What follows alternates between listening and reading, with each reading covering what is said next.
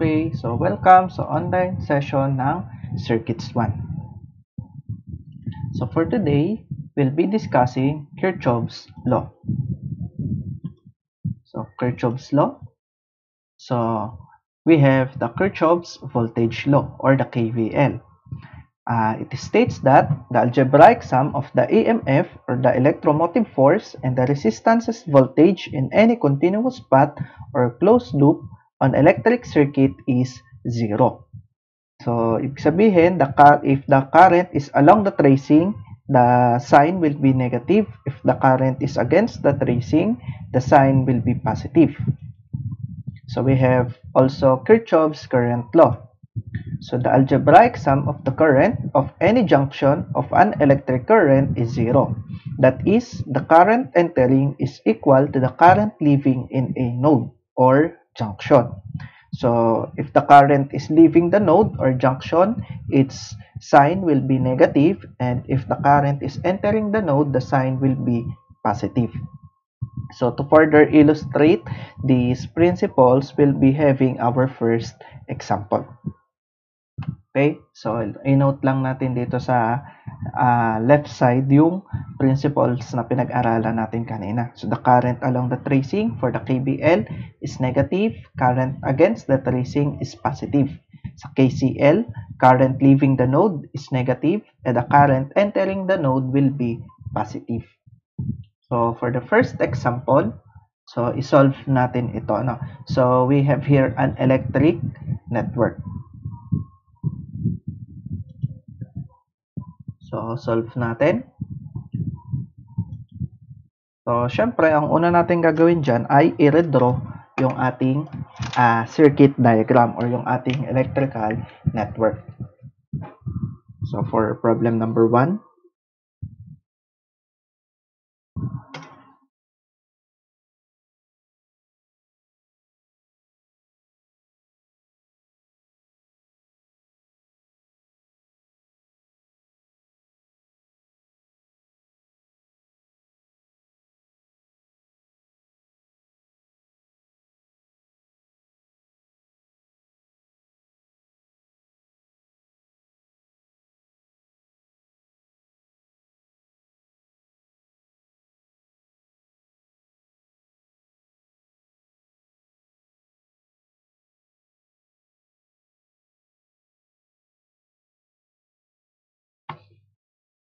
so lagyan lang natin ang resistors.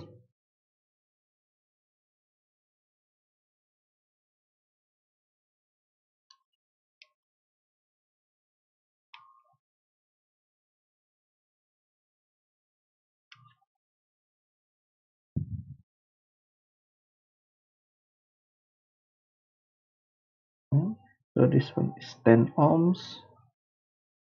Ito ay 2 ohms. So, this is V2, which is equal to 10 volts. Then, this one is 3 ohms. And we have here V1, that is equal to 15 volts. Okay? So, niredraw lang natin. So, lagyan lang natin ng label yung ating junctions. So, alam natin that a junction will be exhibited kung meron tayong 3 or more branches. So, actually, dapat itong junction dito, which is junction A, dapat wala siyang label. So, pero for the sake ng ating pag-KVL, so maganda na meron siya dyan. Meron ditong A, meron ditong B, then we have here junction C, F, E, and D. Yan. So, ilagay lang natin yung assumption. So, in this case, since given sa ating problem yung direction ng ating current, yan yung ating susundin. Kung wala, pwede tayong mag-assume. Okay? So, since given, gamitin natin siya. So, nandito, pataas yung ating I1. Then, yung I2 natin, pataas din. Then, we have our I3 na pababa. Okay? And also, we know that kung meron tayong ganitong symbol ng EMF or para sa ating voltage, yung mas mahaba, that will always be the positive sign. Yung maliit, yun yung negative. So, ito ay positive, yung kabila, yung ilalim ay negative. So, yan yung magiging values natin. So, kanina, sabi sa KVL, so the current along the tracing is negative. Pag against, that is positive. So, yung pinag-uusapan nating current dyan is yung tinatawag natin na branch current, which will be this values of currents here, I1, I2, and I3. Yan yung tinatawag natin na branch current or the current that flow on these branches. So, we have an electrical network composing of 3 branches. Meron siyang 3 branches. So, of which, meron tayong 2 node. Actually, yung node or junction lang natin dito, technically, ay yung B at saka yung E. Because, again, node or junction is composed of 3 or more branches. So, first, second, and third branch. Pag sa ibabaw, first, second, and third branch. So, actually, B and E lang yung consider natin as junction or node. So, yan. So, parang pag-usapan natin si KVL, kailangan alam natin yung tracing. So, yung tracing natin, para maging standard tayo, we can have it as clockwise direction. So, ito kunyari yung ating tracing. Yan. So, let's say yan yung ating tracing. Then, dito, syempre, lagi siyang clockwise direction. Okay? Para standard yung ating solution. So, sabi natin kanina, if the current sa KVL, if the current is along the tracing, the sign will be positive. If the current is against the tracing, the sign will be positive. So, pag paayon or kaparehas ng direction ng tracing, yung current natin, yung branch current, negative yung sign. Yung pag against or pasalungat sa direction ng ating tracing, yung sign ng ating voltage will be positive. So, bakit voltage? Because we are discussing Kirchhoff's voltage law or KVL. So, kailangan maunawaan natin na yung dapat makita nating values dito will be in terms of voltage. So, given voltage here, V1, which is 15 volts, pwedeng yan yung gamitin natin. And for the case of resistance, so paano ba magiging voltage sa resistance? So, using Ohm's law, so derived from Ohm's law, makukuha natin that the voltage is simply the product of current and resistance. So, imumultiply natin yung 3 ohm resistance natin sa I1, si 2 ohm resistance sa I2, and si 10 ohm resistance sa I3 para mag-isilang voltage because we'll be using KVL or the Kirchhoff's voltage law. So, by principle, una natin kukuhanan ng KVL yung circuit bago natin siya kuhanan ng KCL. So, si KVL, nag-o-occur yan sa isang loop.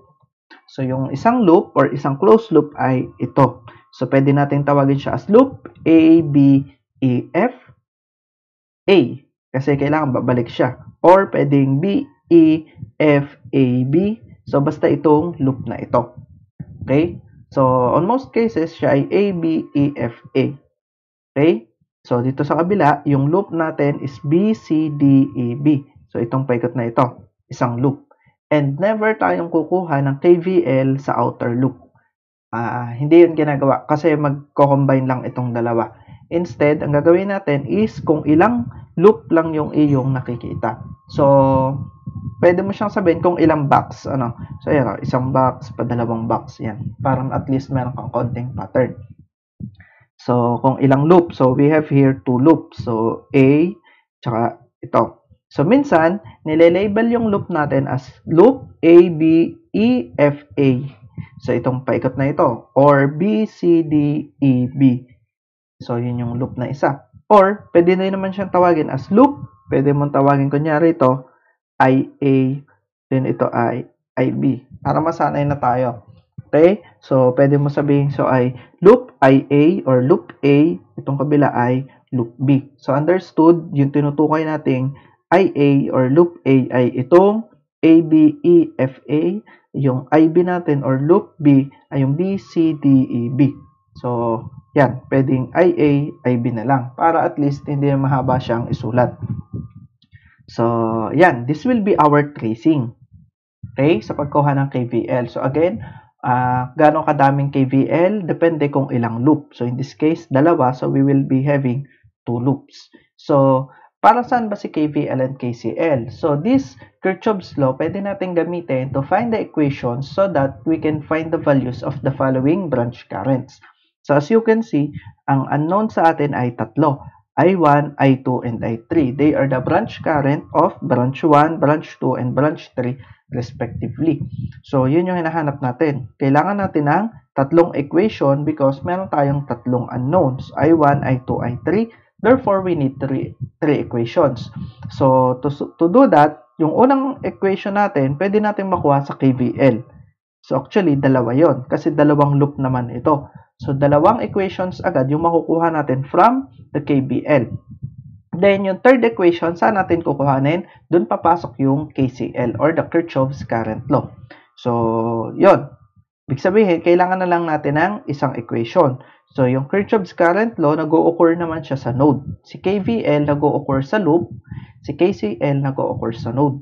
So, with that, si KCL, sa node natin siya kukuhanin. So, either node B or node E. So, kahit saan sa kanilang dalawa, pwede tayong mag-KCL. So, bakit kahit saan? Because, again, we only need 3 equations. Yung dalawa, given na ng KVL. So, the third equation, pwede mong kuhanin KCL at node B or KCL at node E. So, pwede mong kuhanin parehas, kaya lang, sayang lang yung makukuha nating equations. Why? Kasi we only need 3. But rest assured, kahit alin dyan, pwede nating gamitin. So, pakita natin dito sa ating example. So, let's apply first KVL. So, by KVL, so, lagyan natin dito, by KVL. So, kailangan malinaw kung saan tayo magka-KVL. So, let's say, by KVL at loop, so, pwede mong tawagin A, B, E, F, A, or tawagin ko na lang siya as at loop IA. Okay, so KVL at loop IA. Sabi ni KVL, again, current along the tracing is negative. Current against the tracing, positive. Alin ang tinutukoy? Voltage. So, in this case, di ba yung ating tracing is in clockwise direction. So, laging clockwise yan. So, magsisimula tayo dito sa voltage here.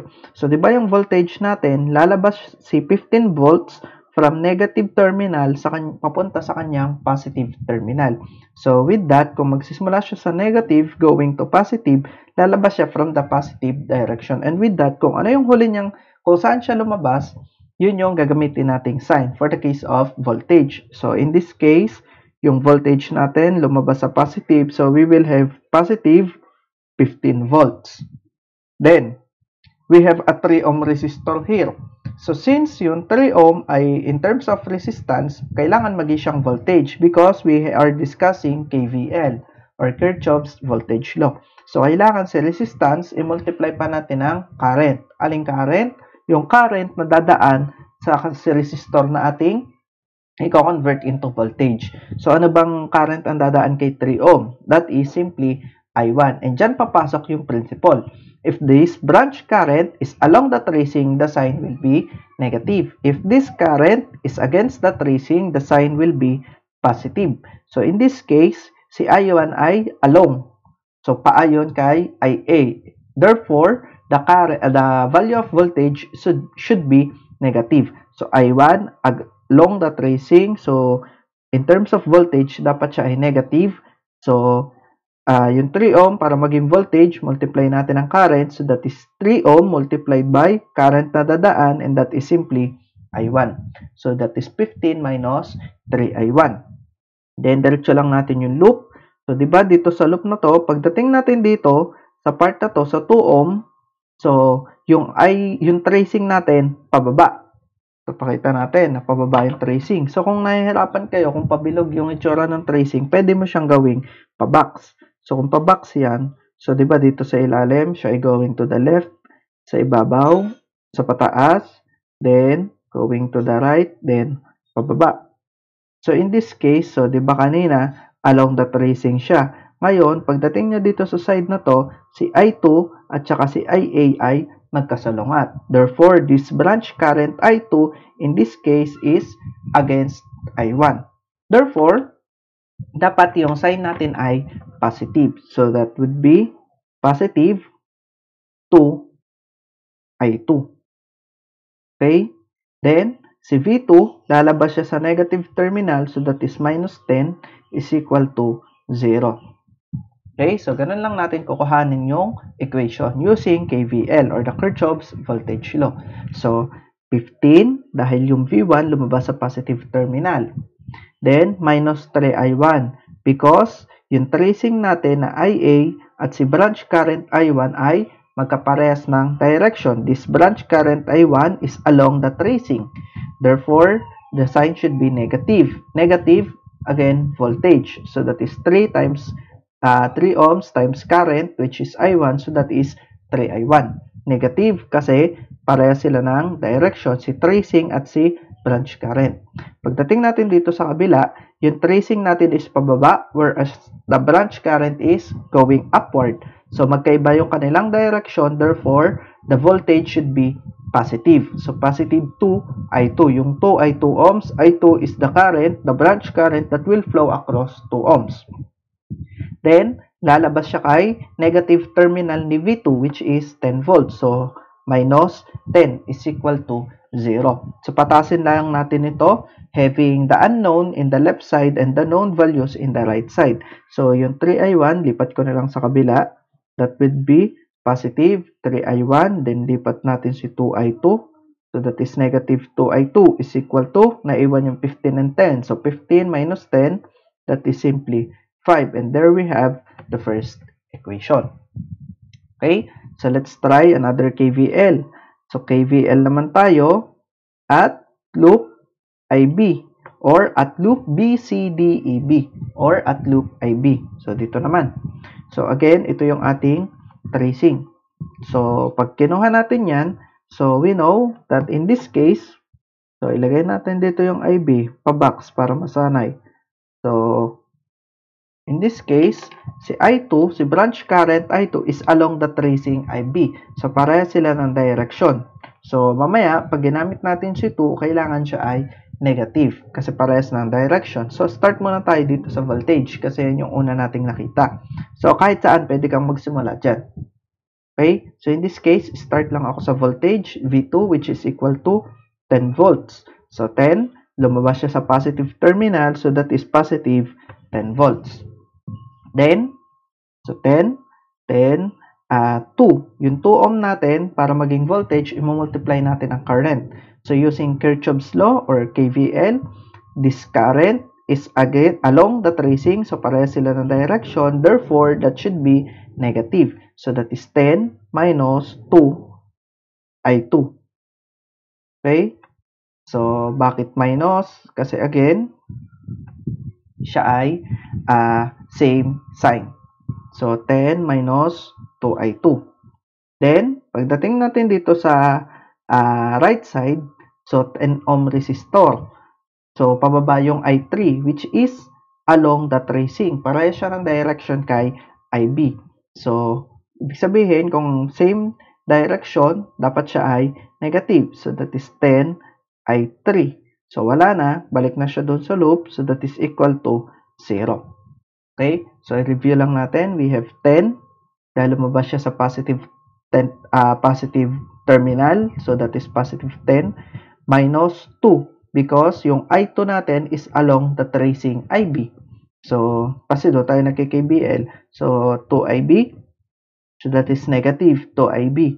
Tapos, yung 10 natin is along I3. Si I3 natin is along IB.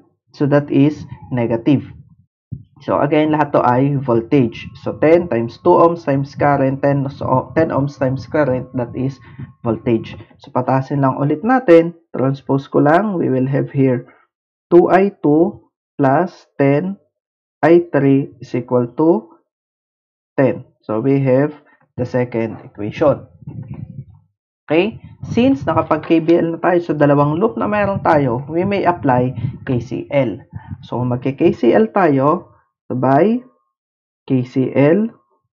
So, mag-KCL tayo. Let's say, kahit saang junction. So again, aling junction? Junction B or junction E. So let's say KCL tayo at junction B. Simulan natin sa B. So sa B, sabi sa KCL, if the current enters the node, that is positive. If the current leaves the node, that is negative. So pagpapasok sa node, positive. Pagpalabas, negative. So di ba yung I1 natin ay papasok. So that is positive I1. Yung I2 natin, papasok sa B. So that is positive I2. Whereas, yung I3 natin ay palabas sa B. So that is negative I3 is equal to 0. And therefore, we have the third equation. So, let's say, dun ka nag-KCL, ang nakita mo ay yung baba. So, let's apply. Let's say, KCL dito ka sa E. Sa E mo na isipang mag-KCL. So, KCL at E. So, in this case, sa E, si I1 ay leaving. O, di ba, palabas siya sa E kasi yung I1 natin ay paikot na ganan. So, sa E ay palabas yung ating I1. So, that is negative I1. Sa E, palabas yung I2. So, that is negative I2. Sa E, yung I3 natin ay papasok. So, that is positive I3 is equal to 0. And from this equation, patasin lang natin, transpose ko sa kabila, what will happen? Magiging positive si I1, magiging positive si I2, magiging negative si I3 is equal to 0. And again, we have the same equation. So, kahit saan ka kumuha ng KVL, either sa KCL, kahit sa B or sa in a junction. So, kahit saan pwede.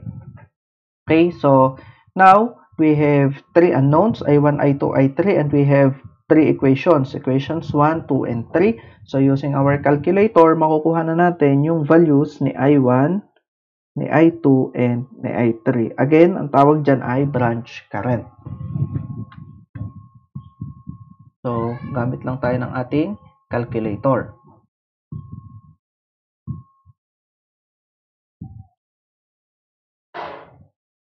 Okay, so using our calculator here, so 3 equations, 3 unknowns. So let's have mode 5, 2 para sa 3 equations, 3 unknowns.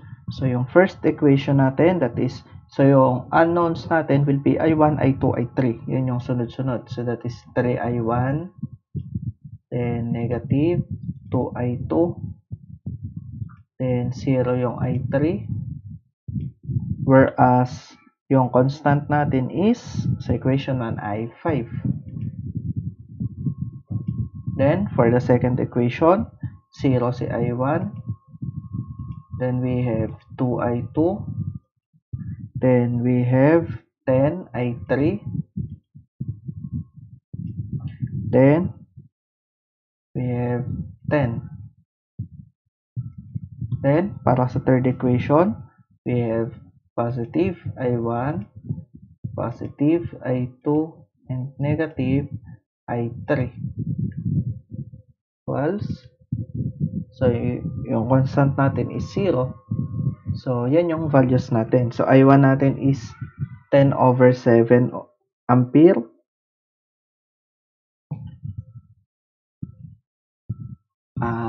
Negative 5 over 14 ampere, and positive 15 over 14 ampere. So, yan yung values ng ating branch currents, I1, I2, and I3.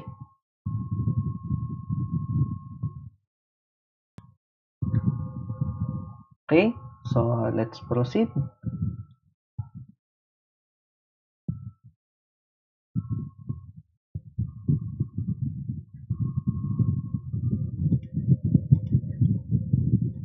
So, second problem.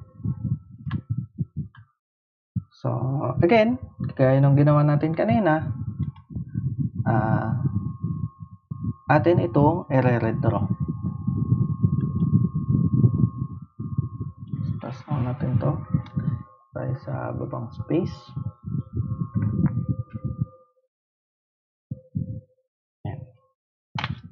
For problem number 2, so i-redraw lang ulit natin.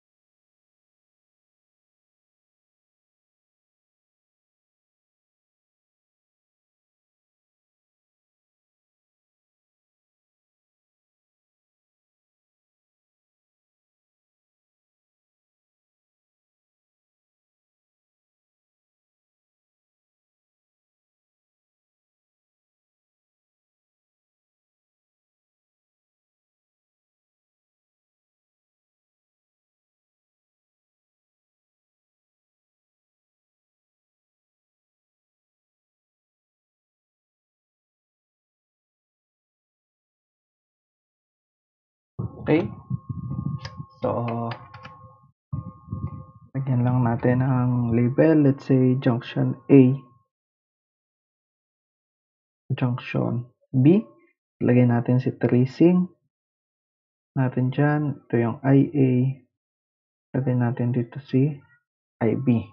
Ayan. So, again, let's have KVL muna. So, KVL tayo. Taking KVL at loop IA. So, KVL tayo at IA.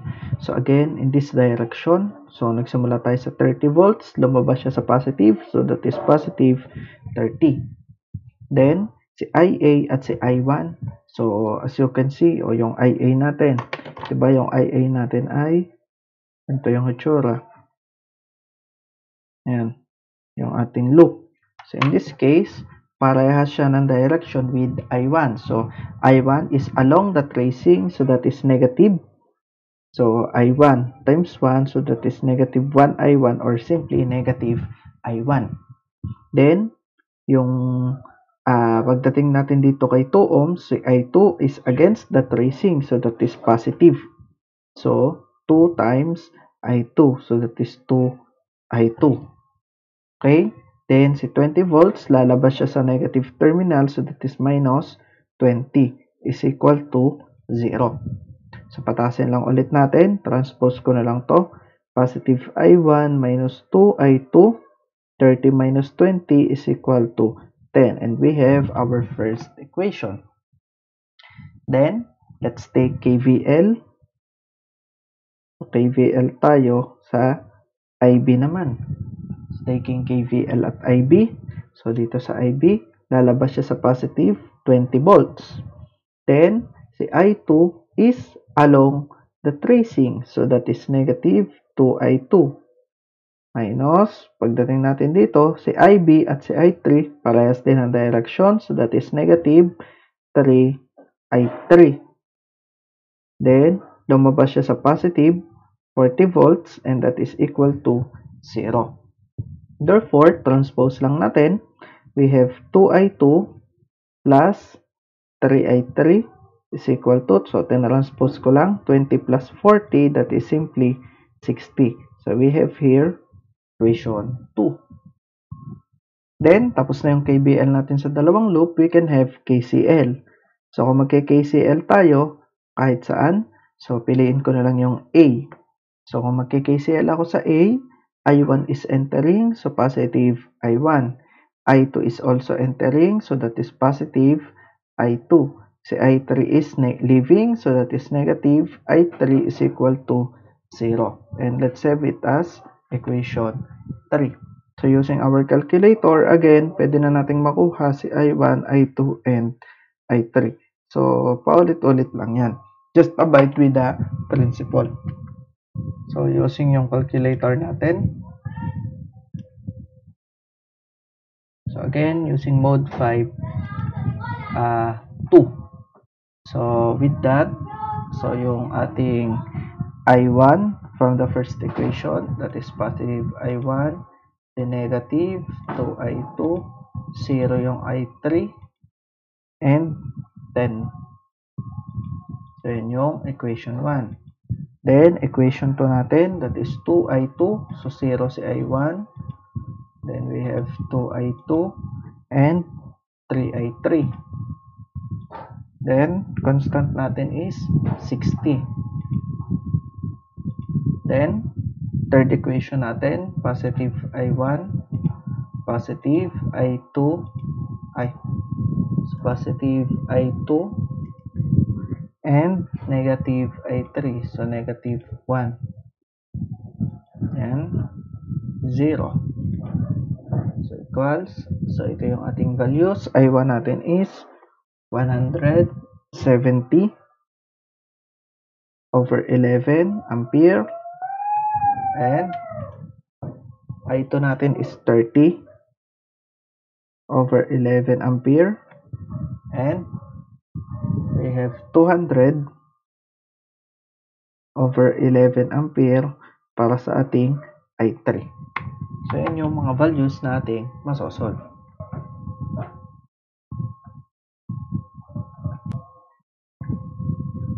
Okay, so let's try another problem.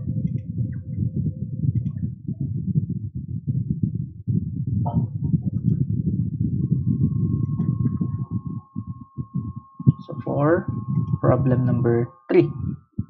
So again, i-redraw lamang ulit natin siya.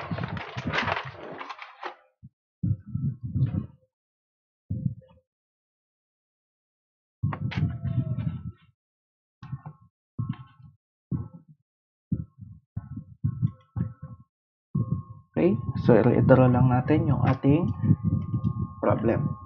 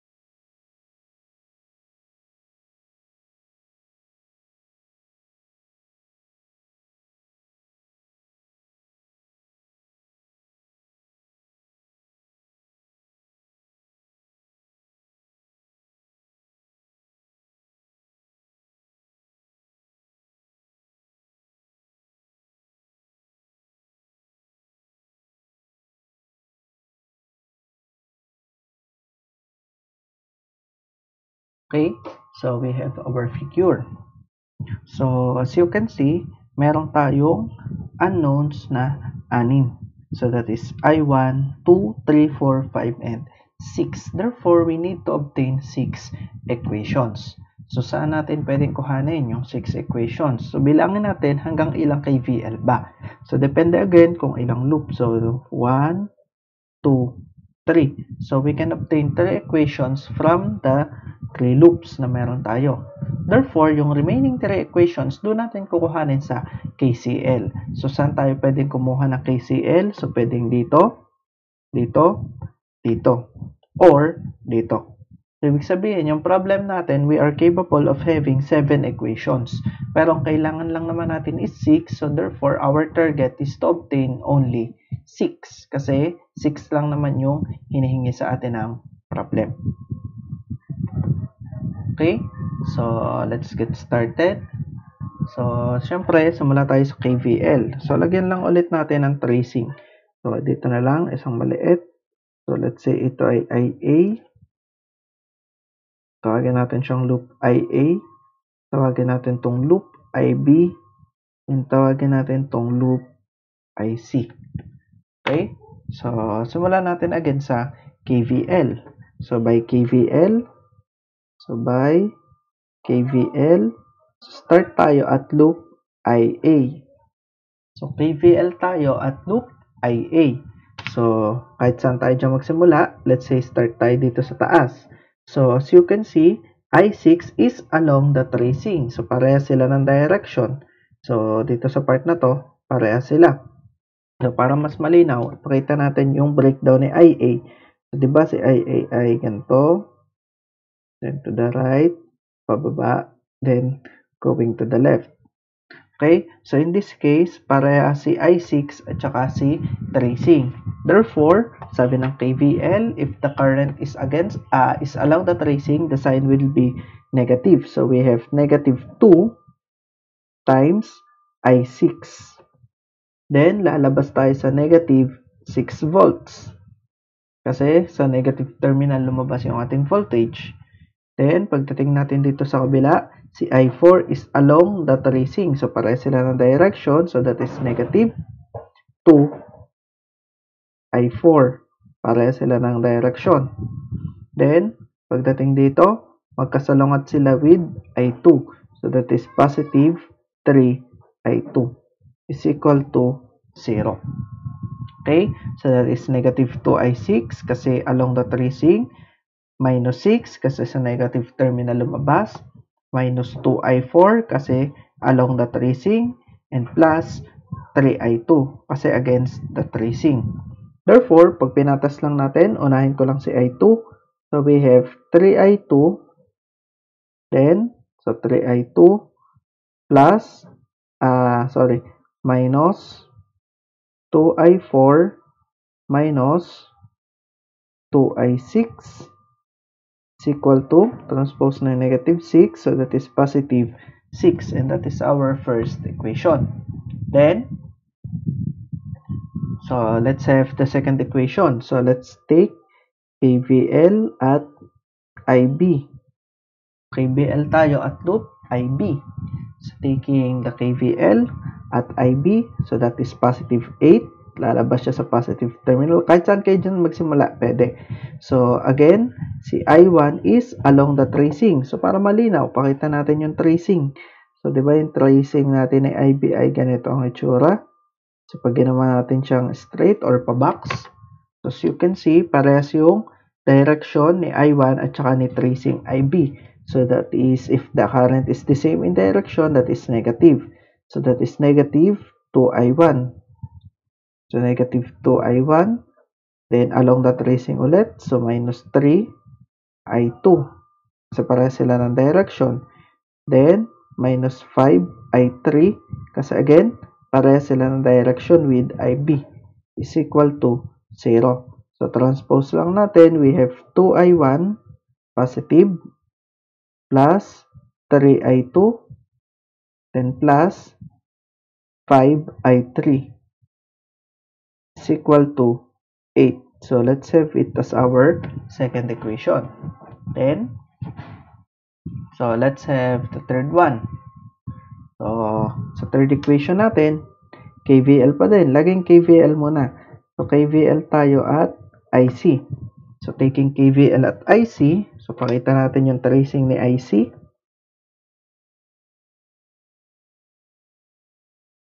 So, yun yung itsura ng kanyang tracing. So, in this case, so si IC is against the tracing, so that is positive I3. So, we will have 5 I3 positive. So, I4 at si tracing IC, magkaiba din ang direction. So, that is positive I4 or simply positive 2I4. Si I5 at si tracing, magkaiba ulit ng direction. Therefore, we will have positive I5 or we have positive 3I5. Then, lalabas siya sa negative terminal ni 10 volts is equal to 0. So, patasin lang natin. So, patasin lang natin itong ating equation na nabuo. So, pag pinatas natin to, we will have 5I3 plus 2I4 plus 3I5 is equal to positive 10. And that is our third equation. Then, so tapos na yung KVL, so we will use KCL. So in this case, kahit saan, junction. So I'll be starting at this one. So A tayo, KCL at junction A. So KCL at junction A, current entering is positive, current leaving is negative. So papasok si I1, that is positive I1.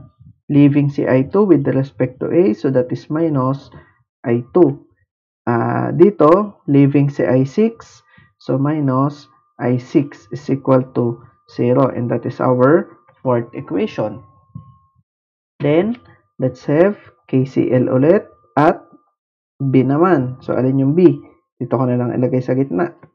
Okay? Again, node or junction is combination of 3 or more branches. So, in this case, sa B, papasok si I2. So, that is positive I2. Leaving si I3, so minus I3. And entering si I4, so plus I4 is equal to 0. So that is I2 minus I3 plus I4 is equal to 0. And that is our fifth equation. Then, KCL ulit tayo. So let's say ito, dito na lang sa junction C. So KCL at C. So, pag KCL tayo sa C, entering si I6, leaving si I4, and entering si I5 is equal to 0. So, patasin ko lang, that is positive I4 minus I5 minus I6 is equal to 0. And that is our sixth equation. So with that, we have 6 equations, 6 unknowns. So we need to solve the values of every current. So however, alam natin na yung kaya lang ng calculator natin is 3 equations, 3 unknowns. So our target is to reduce the following equations into 3. So kailangan madala lang natin sila sa 3 equation. And with that, kailangan meron tayong tinatawag na priority. Ano ba yung ating ipaprioritize? So, that is either I1, I2, I3, I2, 3, 4, or any combination. As long as dadalhin lang natin siya sa 3. So, para lang hindi na tayo masyadong mag-isip, so let's use I1, I2, and I3. Ibig sabihin, our target is to eliminate I3, I4, and I4, I5, and I6. So, kailangan ang matira lang sa atin is I1, 2, and 3. So, with that, pwede na nating makuha si equation 2. Kasi si equation 2 ay composed na of I1, I2, and I3. So, we'll be equating the following equations, yung natira. So, we have 3I2 minus 2I4 minus I6. So, looking at the fifth equation, kung gusto nating matira si I2 and I3, we can eliminate I4 by solving this one. So, pwedeng I4 is equal to I3 minus I2. Okay? So, kailangan lang ma-solve natin yan in terms of I1, I2, and I3. So, pwede natin gawin yon. Then, from this equation, so si I6 from equation 4 is equal to I1 minus I2. So, pwede din natin yung gamitin. So, we can use those combinations. So, with that, so, equate natin. So, from equation 4, So, di ba, yung equation 4 natin, we have I2 minus, I1 minus I2 minus I6 is equal to 0. We can say that I6 is equal to I1 minus I2. So, tawagin natin siyang equation 7. And we can eliminate equation 4. Hindi na siya kasali. So, pwede nating palitan si I6 ng I1 minus I2. So, yung I6 dito magiging I1, I2. Then, from another equation, pwede tayong kumuha from equation 5. So, from equation 5, diba, we have I2 minus I3 plus I4 is equal to 0. So, yan yung equation 5. So, from the fifth equation, pwede nating isolve si I4 that is equal to I3 minus I2. Tawagin natin yung equation 8 and we can eliminate equation 5. Therefore, we have equations 7, 8 coming from equations 4 and 5. So, with that, pwede nating ipalit si equation 7 sa may I6. Pwede nating ipalit si equation 8 sa may I4. Okay? So, ang kailangan natin ma-eliminate si I5. And looking at equation 6, so from equation 6, so diba, from equation 6, we know that I4 minus I5 minus I6 is equal to 0. So, I4 minus I5 minus I6 is equal to 0. Okay? So, pwede nating kuhanin si I5 that is equal to I4 minus I6. Okay? Then, let's substitute. So, from this equation, let's substitute equations 7 and 8. So, substitute natin si equation 7, 8, yung I4, I6 dito. So, therefore, I5 is equal to I4 from equation 8, that is I3 minus I2 minus I6 from equation 7, that is I1 minus I2. So, distribute lang natin. I5 natin is I3 minus I2 minus I1, negative, negative, positive, I2. And we can cancel out I2. And from this equation, pwede natin sabihin that I5 is equal to I3 minus I1. So, tawagin natin yung equation 9. Okay? So, eliminated na yung I6. So, meron tayong I6 in terms of I1, I2, I4 in terms of I3, I2, and I5 in terms of I3, I1. So, pag sinubstitute natin yung mga values na yan, meron na tayong 3 unknowns, namely I1, I2, and I3. Okay? So, pwede natin gawin yon. And look at equation 9. So, let's say, yan, pwedeng gayaan ang ginawa natin, minanipulate natin. But, what if, ang ginawa natin, labelan ko lang tong ating figure. Okay? So, pakita natin So, from this figure, tawagin natin tong D. Okay? So, from that figure, let's say, kumuha ako, nag-KCL ako at D. Okay? So, I took KCL at D. So, pag nag-KCL tayo sa D, anong mangyayari? So, sa D, leaving si I1. Entering si I3, leaving si I5. Therefore, pag nag-KCL tayo sa D, leaving si I1, so that is negative I1. Then, entering si I3, so that is positive I3. And leaving si I5, so that is negative I5 is equal to 0. So, patasin lang natin. Diba, pag tinranspose ko dun si I5, I5 will be I3 minus I1. And notice, ito din yung ating equation 9. So, parehas lang siya ng ibinigay. So, pwedeng makuha mo yung equation na to using KCL or pwedeng pag pinag-equate natin. And notice, parehas lang tayo ng makukuhang sagot. So, yung pagpili kung saan ka mag-KCL, pagpili kung saan ka kung saan ka pipili ng node na gagamitin, so nakadepende sa iyong hinahanap. So, kung ano yung gusto mong ma-retain na parameters. So, in this case, gusto natin ma-retain si I1, I2, I3. So, yun yung ating ginawa. But then again, even without taking KCL at D, pwede nating makuha yung relationship niya using simple mathematical solutions. So, kahit ano, pwede nating gawin. So, with that, we can substitute. Okay? So, pwede na nating i-substitute itong ating mga values. So, wala na yung equations 4, 5, 6 natin. Napalitan na ng equations 7, 8, and 9. Okay? So, pinalitan natin ang equations 7, 8, 9. Okay? So, with that, dito ko na lang siya ilalagay sa ilalim. So, para mas malinaw. Since we'll be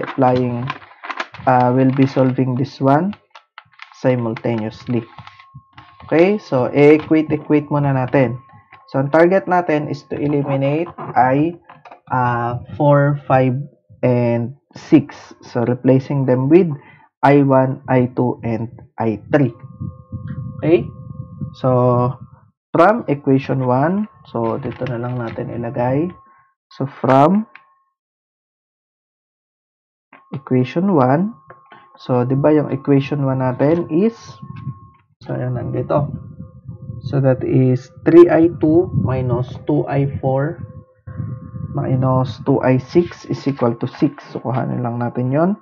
That is 3 I2 minus 2I4 minus 2I6 is equal to 6. So, yun yung equation 1 natin. 3I2 minus 2I4 minus 2I6 is equal to 6. So, substitute lang natin si I4. And I6. So, we'll be substituting. Nasaan ba yung I4 and I6? That is from equations 7 and 8. So, pag sinubstitute natin, 3I2 minus 2. What is the value of I4? I4 natin is I3 minus I2. So, substitute lang natin. I3 minus I2 minus 2. I6 natin is I1 minus I2. So, I6 natin is I1 minus I2 is equal to 6. So, substituting, distribute mo na pala. So, that is 3I2 minus 2I3, negative, negative. So, positive 2I2 minus 2I1 plus 2I2 is equal to 6. So, pagsama-samahin lang natin yung I1 muna. So, that is negative 2I1. Then, so we have 3I2 plus 2 is 5 plus 2, that is 7. So, plus 7I2. Then, minus 2I3 is equal to 6. So, that is negative 2I1. So, 3, 5, 7. So, plus 7I2 minus 2I3 is equal to 6. Gawin ko lang tong positive. So, that is positive 2I1 minus 7I2 plus 2I3 is equal to negative 6. So, tawagin natin tong equation 10. And notice we have I1, I2, and I3. So, pwede natin gamitin si equation 10. Then, from equation 3, so ano ba yung equation 3 natin? So, that is 5I3 plus 2I4 plus 3I5 is equal to 10. So, that is 5I3 plus 2I4 plus 3I5 is equal to 10. So, we'll be substituting. So, yung may equation 4 and 5. So, that is equation 8 and equation 9. So, let's substitute equation 8 and 9. Okay? So that is 5i3 plus 2i4. i4 natin is i3 minus i2. So that is plus 2. So that is i3 minus i2 plus 3. i5 natin is i3 minus i1. So i5 is i3 minus i1 is equal to 10. So distribute natin, that is 5i3 plus 2i3 minus 2i2 plus 3i3 minus 3i1 is equal to 10. So, unahin lang natin si i1, that is negative 3i1, then negative 2i2, then 5 plus 2 is 7, plus 3 is 10. So, plus 10 i3 is equal to 10. So, patasin lang natin. So, we will have 3i1 plus 2i2 minus 10i3 is equal to negative 10. So, that is our equation 11. So, using equations 2, kasi yung equation 2 natin ay 2i1, 3i2, 5i3 is equal to 8.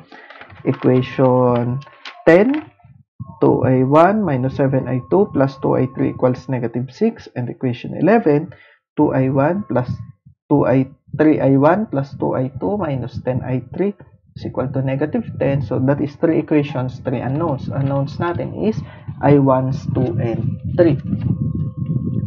So, with that, pwede na natin gamitin yung ating calculator. Kasi meron na tayong 3 equations, 3 unknowns. So, using the calculator, okay, so multiply 3 lang ulit. So, from equation 2, that is 2i1, 3i2, 5i3 equals 8. Then, from equation 10, that is 2i1, negative 7, i2, and positive 2i3 equals negative 6. Then, sa 11th equation, that is 3i1 plus 2i2 and negative 10i3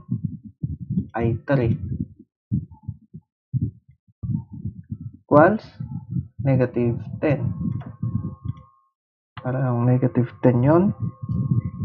Equals. So, yung value natin, yung i1 natin, so now we have the value of i1 that is equal to ano ba yung i1? Negative 122 over 335. Then, yung ating i2 is equal to 358 over 335 amperes. i3 natin is, okay, so yung ating i3 74 over 67. Okay, pero syempre hinahanap din sa atin si i4, i5, and i6. So, using the equations na meron tayo kanina, pwede natin itong gamitin.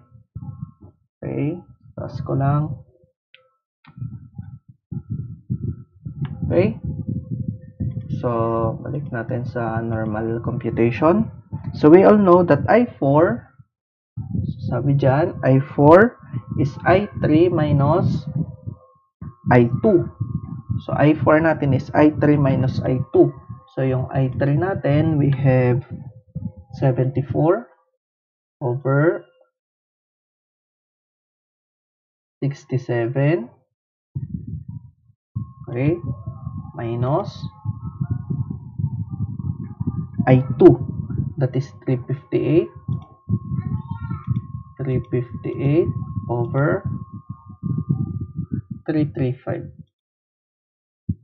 equals, so that is 12 over 335. Si I4, that is 12 over 335 amperes. Then, I5 natin from equation 9.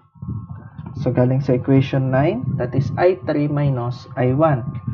So, I3 minus I1. So, I3 natin, that is negative 122 over 335. Then, so, sorry, I3. I3 minus I1. So, I3 natin is 74 over 67. Then, minus I1. I1 is negative 122 over 335. So, yung negative sign dyan, ibig sabihin, mali yung assumption ng direction ni I1. Kaya nag-negative. So, that is 492 over 335 amperes. Then, para makuha si I6, so from equation 7. So, sa equation 7, makukuha natin si I6. So, dito, si I6. So, that is I1 minus I2. So, yung I1 natin is negative. So, I1 is negative 122 over 335. Okay? Minus I2. So, yung I2 natin, that is simply 358 over 335. Equals, so that is negative 96 over 67 amperes. So, yan yung values ng I1, 2, 3, up to 6.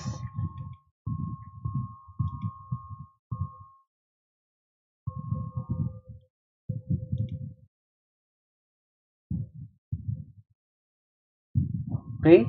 So, as you can see, ang target lamang naman natin, kahit gaano kadaming equation yan, ay ma-reduce sa tatlo. Kasi yung calculator natin is capable of solving 3 equations, 3 unknowns simultaneously. So, kaya niya itong isolve ng dire-diretso, ng simultaneous, sabay-sabay. So, kung 6 yung unknown, we need to find 6 equations. And using mathematics, using substitution, pwede din naman ang elimination method. Ang target lang is ma-reduce natin sa 3 unknowns. That's why it is always important na meron kang target. Ano ba yung unknowns na iyong iiwanan? So, in this case, ang tinarget natin is ma-reduce lahat ng equations into I1, I2, and I3. Therefore, yung I4, 5, and 6, kailangan nating ma-eliminate. Okay? So, using manipulation, na-eliminate natin, and by substitution, nakuha natin yung values ng kada branch current. Branch currents 1, 2, 3, 4, 5, and 6. So, ang tawag sa atin mga na-solve ay electrical networks, pero yung mga sinolve natin is having tinatawag natin na independent sources. Ibig sabihin, the values of the following sources, yung voltage source natin is independent sa kahit na anong parameters sa circuit. Kasi meron din tayong tinatawag na dependent variables or dependent values ng voltage and current, or tinatawag natin na dependent voltage source or dependent current source, of which kabaliktaran naman ito, siya ay nakadepende sa other parameter. And that specific topic ay ating pag-aaralan sa susunod nating discussion.